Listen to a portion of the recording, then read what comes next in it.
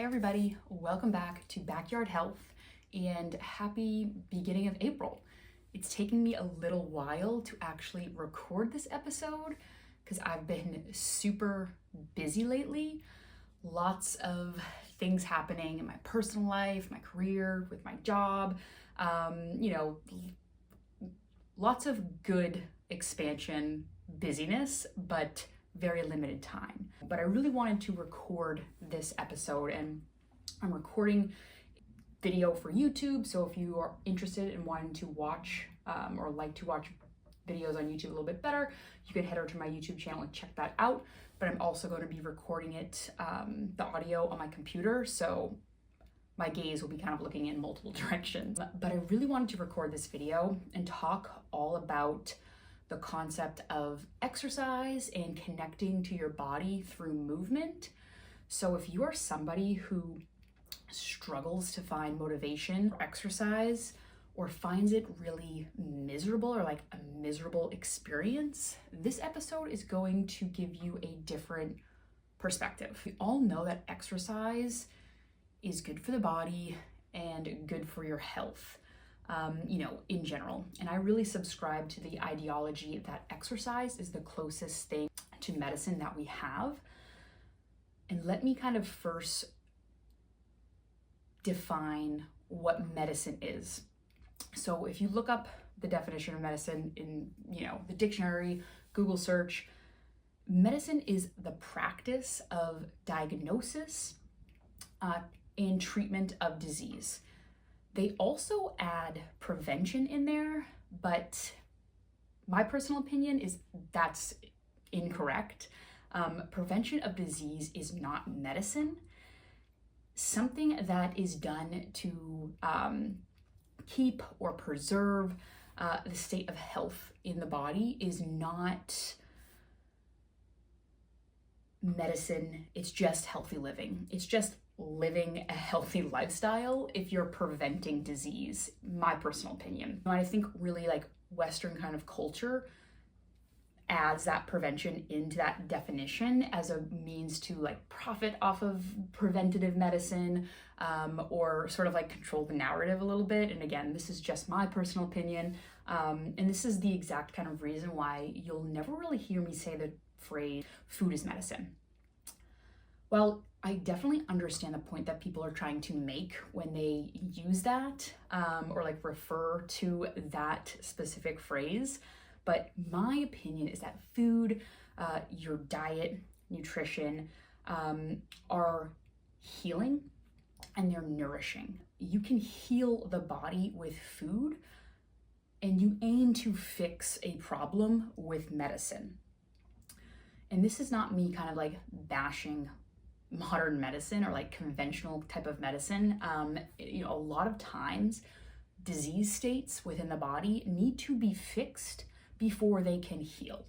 So the modern advances in medicine is nothing short but amazing and definitely has a place and a need in the world.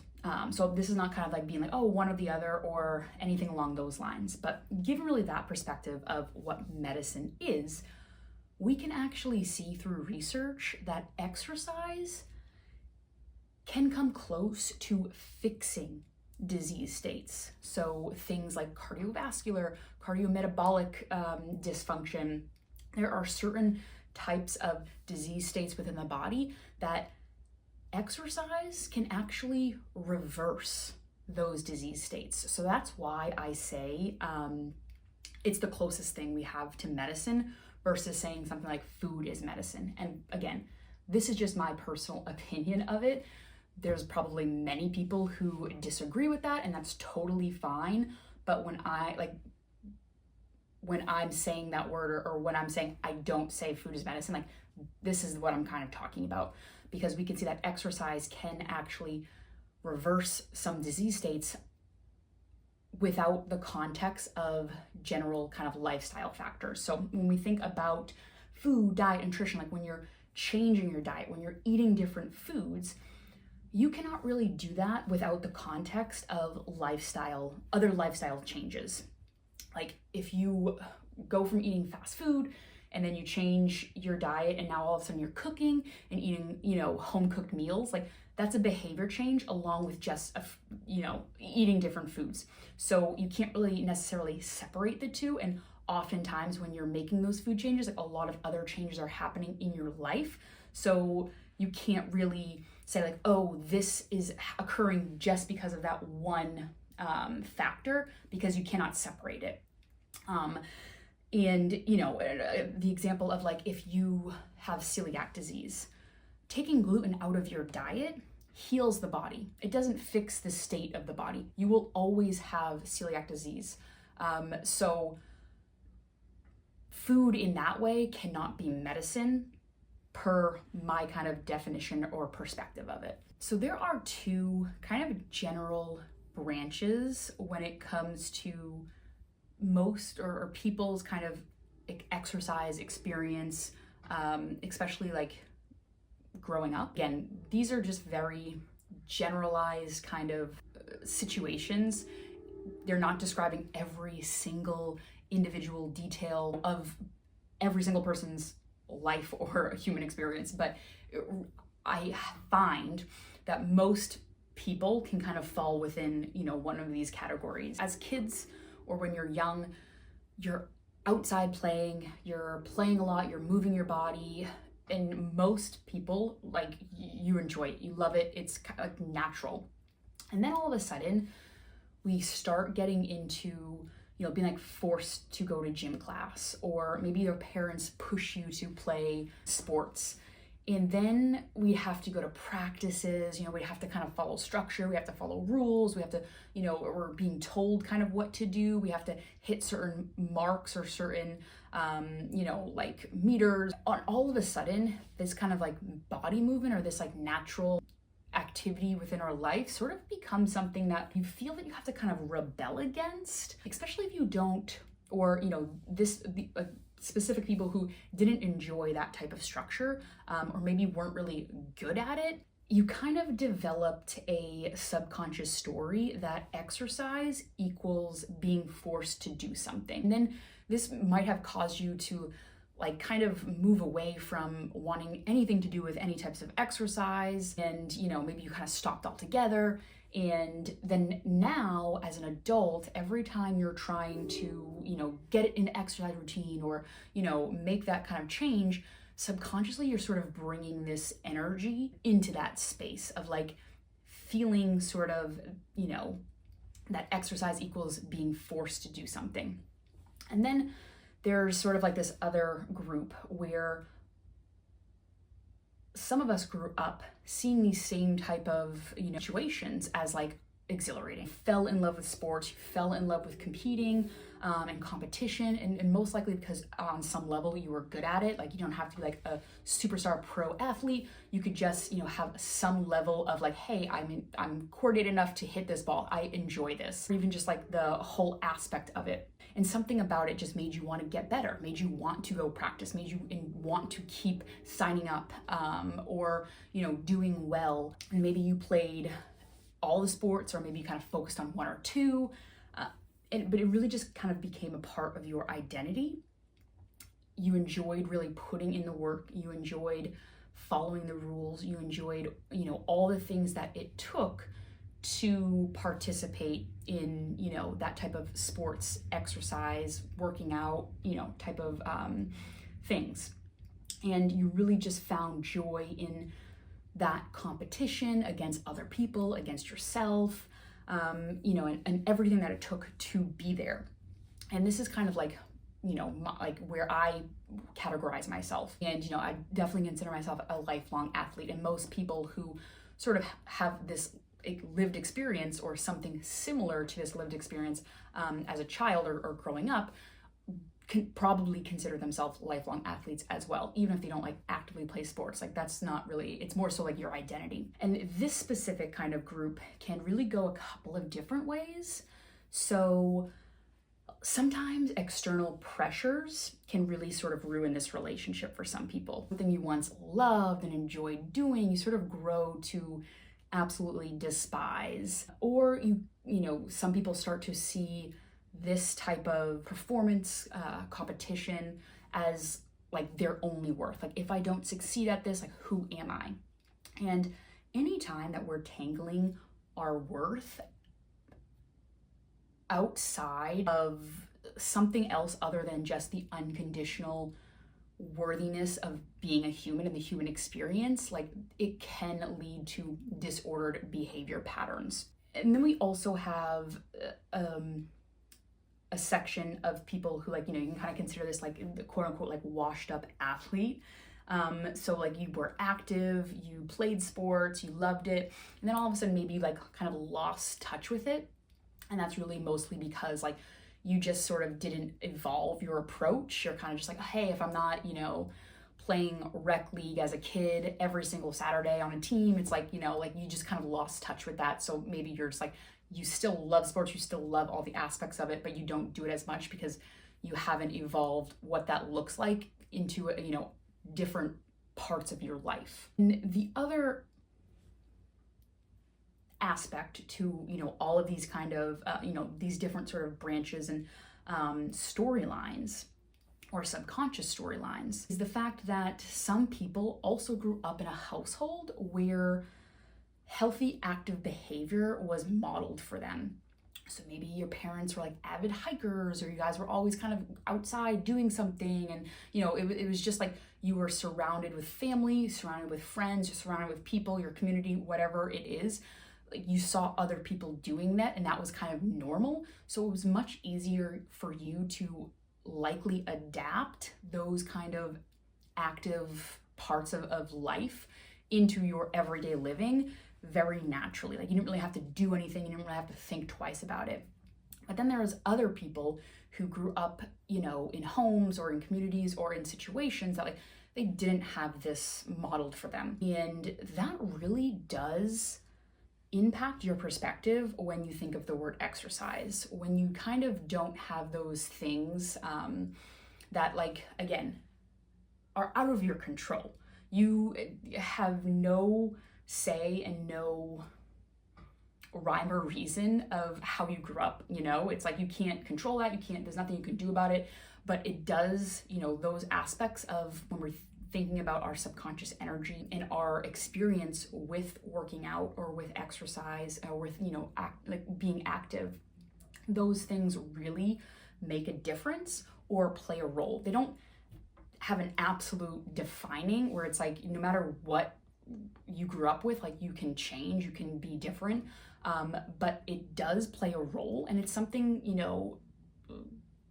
to consider and to think about when we're talking about people's relationships and people's experience with the word or the term exercise. Now, I want to really expand on this idea of exercise because we all know that, like, or we've heard this being said, exercise alone is not going to, give you weight loss. It's not going to give you health.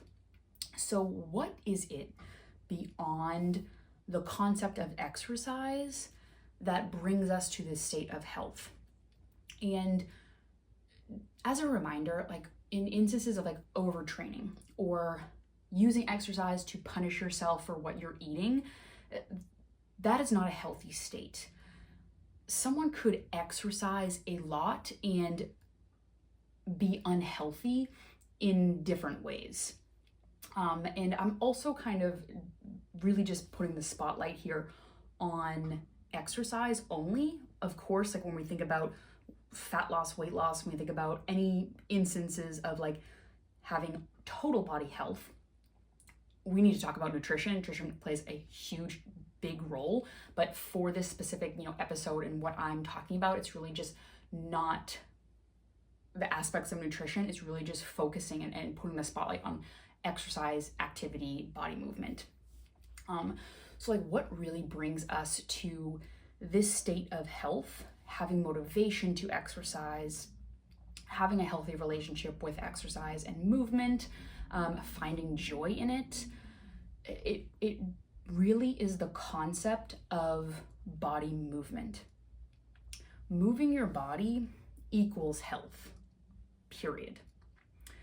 And when we focus on this precise characteristic of what exercise actually is, when we break everything down, what exercise actually is, which is body movement, we all of a sudden get a much deeper sense of the term and the word and the activity of it. We are able to have a much deeper sense when we focus on that specific characteristic of what exercise is. What brings us to that state of health is moving the body.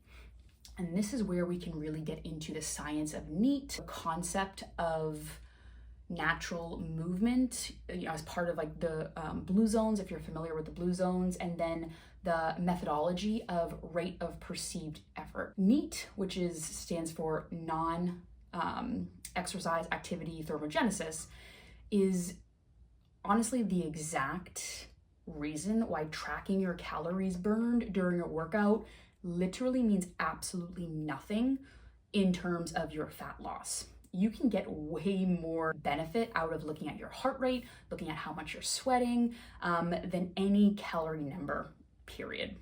And we'll get a little bit deeper into that later on. But what NEAT is all the calories that you burn on a daily basis that does not include physical exercise. So if you're familiar with Andrew Huberman, his podcast, like he talks about, he does a whole segment on this and he talks about it frequently, is, like an example of like people who fidget a lot. People who fidget a lot tend to be naturally skinnier than people who don't. And that's because of this concept, or the science of what NEAT is.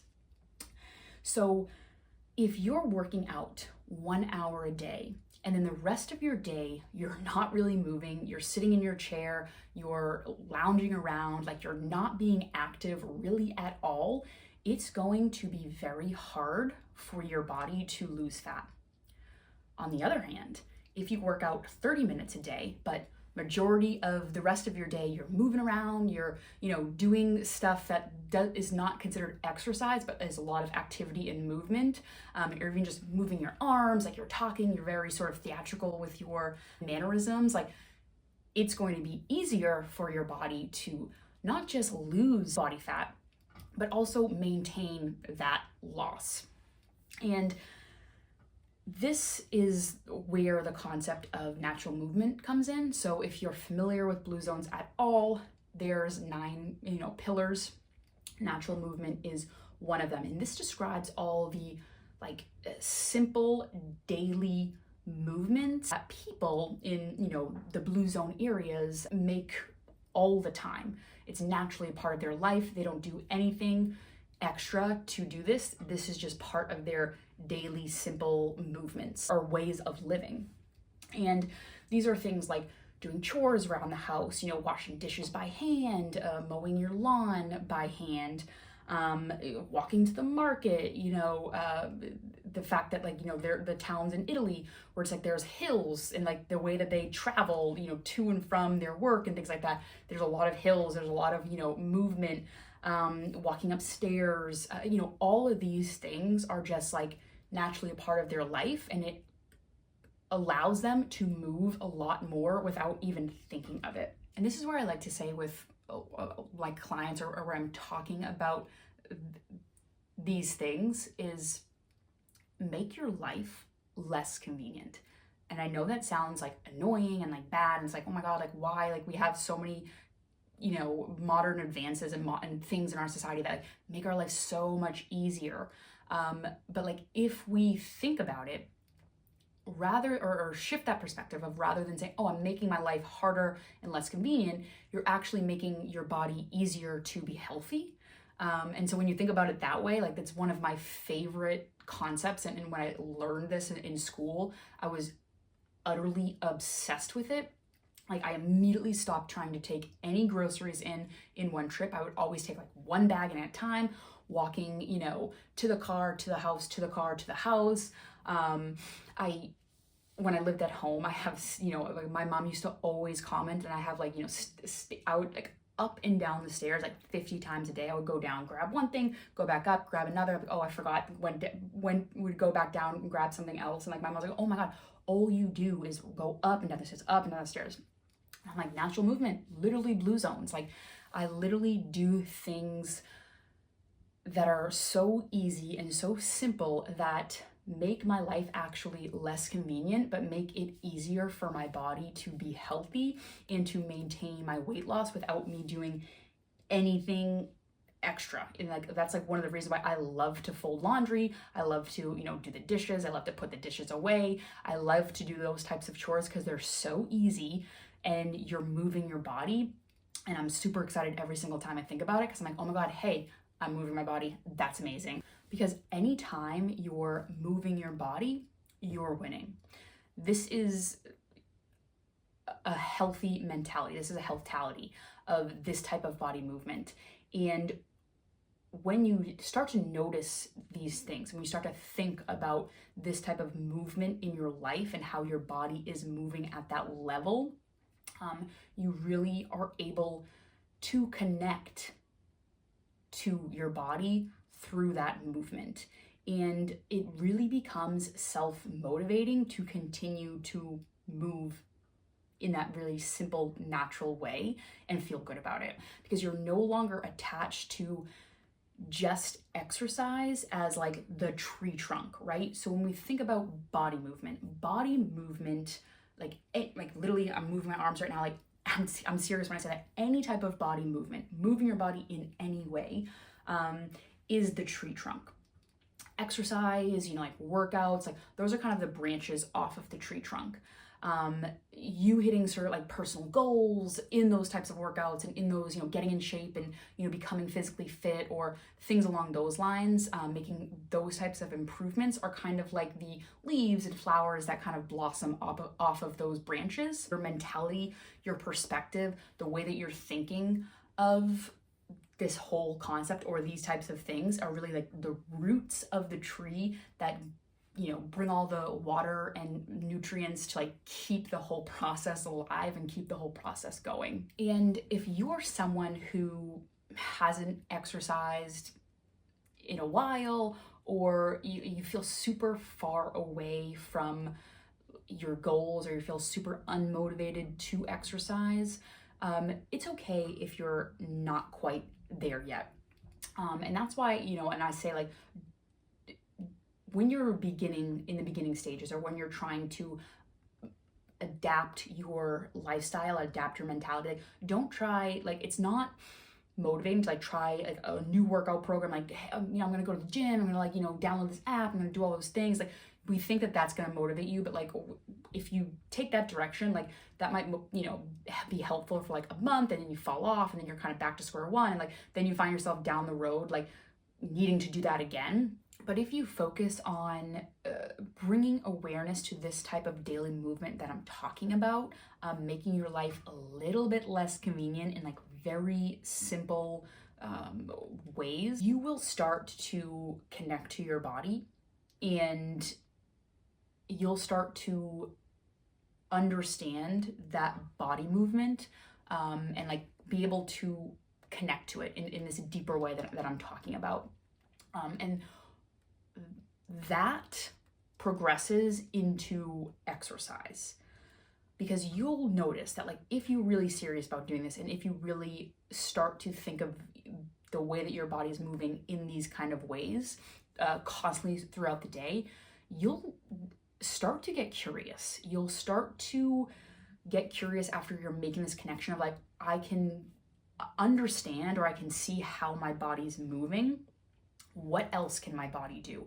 And that's how you kind of naturally progress into having motivation to want to work out beyond feeling forced to work out or trying to like muster up this like courageous courage and like, carve out a huge chunk of your day, and like all this like super dramatic things that you think are going to help you with motivation.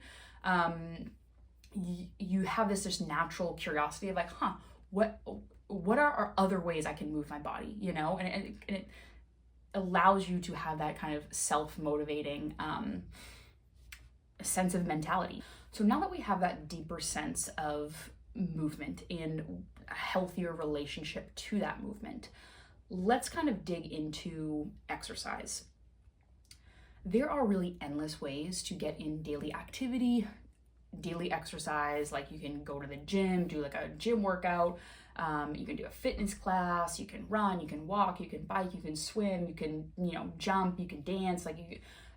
Literally anything can be exercise, because the definition of exercise is just any type of purposeful, planned, timed activity. So anything that if you say, hey, at 1 o'clock today, I'm gonna go in the backyard, do hula hoop for 15 minutes. That is considered exercise, because it's intentional, it has a purpose, you're planning it, you're timing it, it's considered exercise. So anytime you do that, that's an exercise. But a lot of the times, when we think of exercise that's planned, purposeful, timed, there can be a lot of emotional sort of resistance that comes up. And it's really because of the structure of it. Most people will say that they feel amazing, awesome.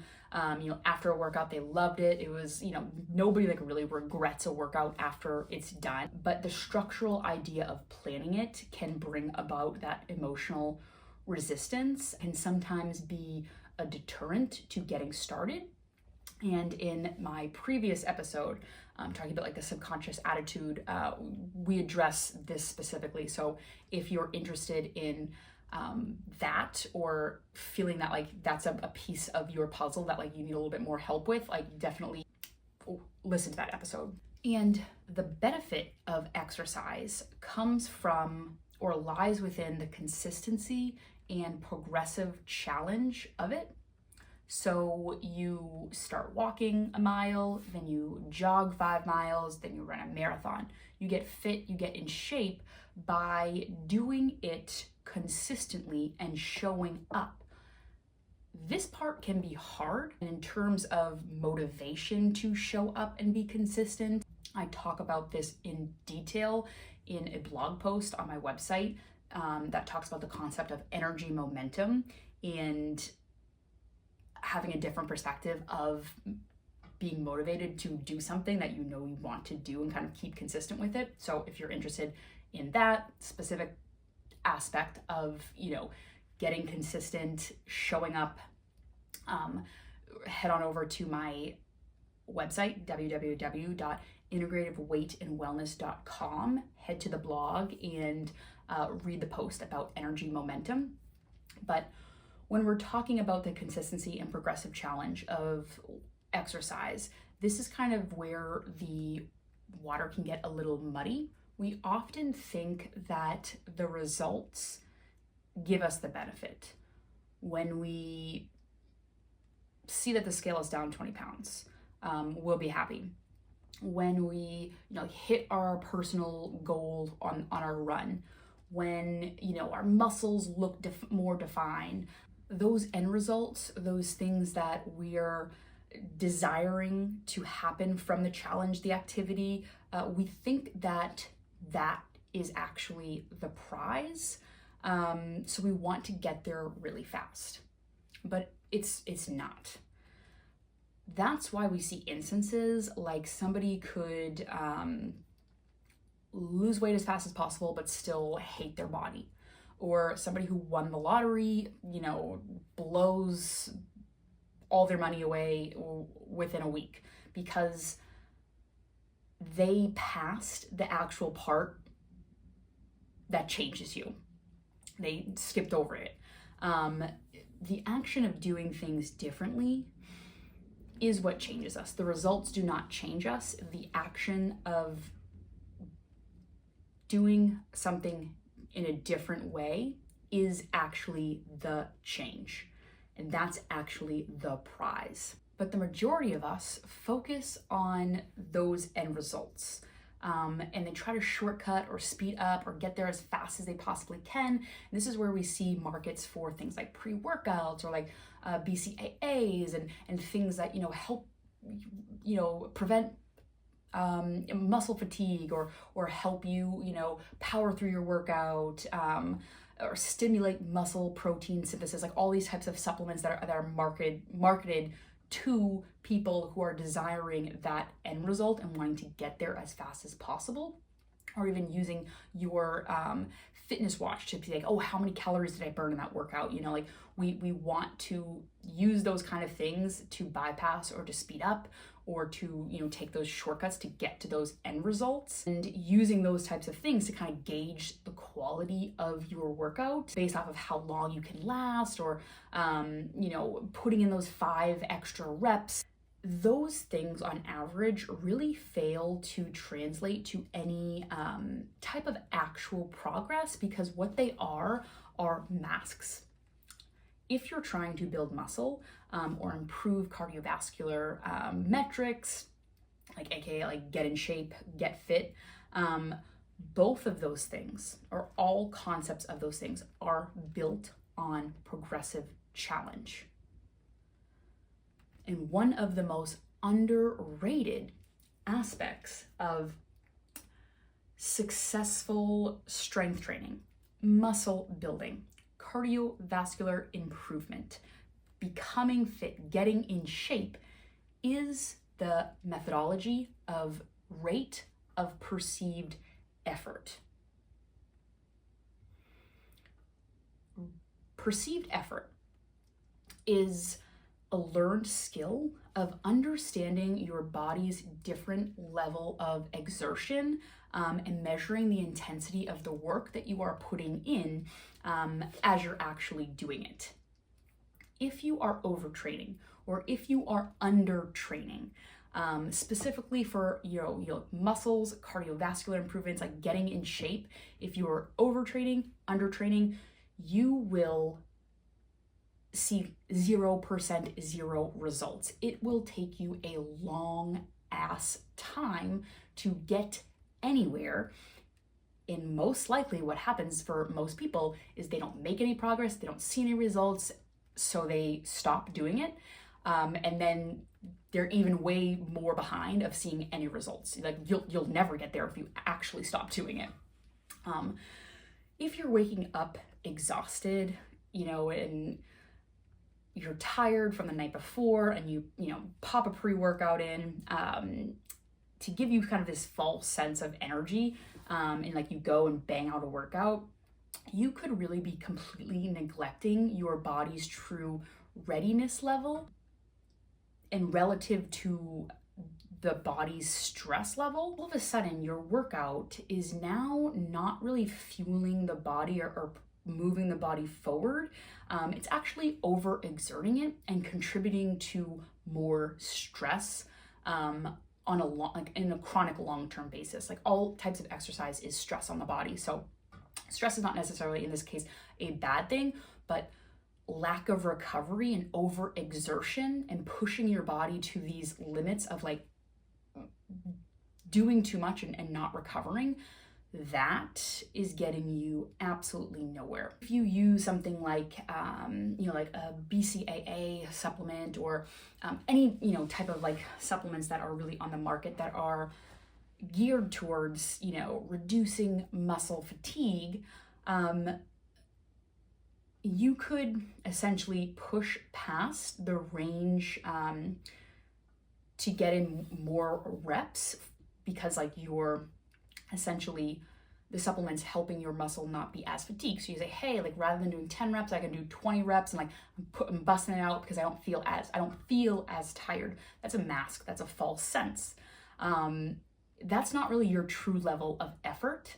So you could again be pushing yourself into this negative overtraining that's causing maladaptation. And that's why there's a lot of sports nutrition and sports physiology research that goes into this concept of rate of perceived effort and how it contributes to actual progress in training and workouts. If you are somebody who says a 300 calories burned in your workout was better than a 150 calories burned workout, just by that number, just by saying, hey, this workout I burned 300 calories, this workout I only burned 150, so this 300 calorie workout was way better. If you're just basing that off of that number, then you are completely dismissing the key to physical fitness. You could be in a workout class with 20 different people, and every single one of those people could have different RPE, rate of perceived effort scores, and get very different results. Even though you all did the same workout for the same amount of time, the same amount of reps, same amount of calories burned, everything was the same, but you're going to see that different people will get different results from that activity, from that workout, based off of how they're rating their perceived effort. Calories burned during a workout means absolutely nothing. The level of effort that you're putting in, the intensity that you are feeling from that workout is what directly translates to workout gains, preventing injury, not overstressing and overexerting the body, not getting into that space of negative maladaptation from that exercise, from that level of stress, and increasing your motivation to actually continue to want to exercise, to have that consistency to show up. And that's what leads you to seeing those results. Those things, that level of effort of what you're putting in. So if you're doing 10 push-ups and it feels really hard for you, you're gonna have a higher rate of perceived effort score than somebody who's doing 10 push-ups and like they're like, that really didn't feel hard. Both, you know, so like you'll still see progress, you'll still see results, you'll still see success if that feels hard for you. Obviously, you're going to get to a point where if you keep showing up, that those 10 push-ups won't feel hard, but don't try to skip and bypass that part and have this false sense of things that you're looking for, like, you know, preventing muscle fatigue. So you're trying to skip over and get there faster, because then you're not going to actually see that level of change that I'm talking about. It's not going to translate. And in the next episode, what I'm going to kind of break down is discussing fitness watch tracking, the specific kind of metrics that I love, you know, how you can actually use those types of metrics to assess your quality of activity, daily activity, workout activity, stress, sleep, overall, like, you know, all kind of levels, these sort of like basic metrics, and also ones that are absolute just bullshit that literally mean nothing and you can just completely ignore.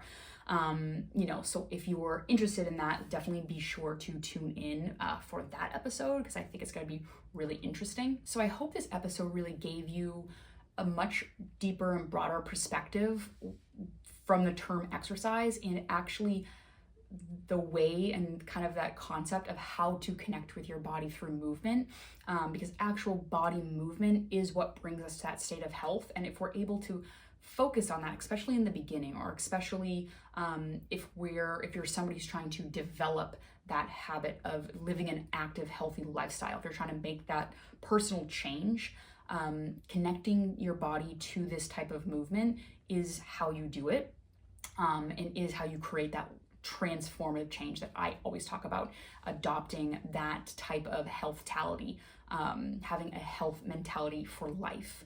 So if you have any questions, thoughts, comments, you know, requests for episode topics, definitely shoot me a DM, send me an email. I really love to hear from you guys in any way, shape, or form. So other than that, that is it that we have for this episode. But thank you so much, and so much gratitude to everyone who tuned in, for your time and your attention. And we'll see you next time. Thanks for watching.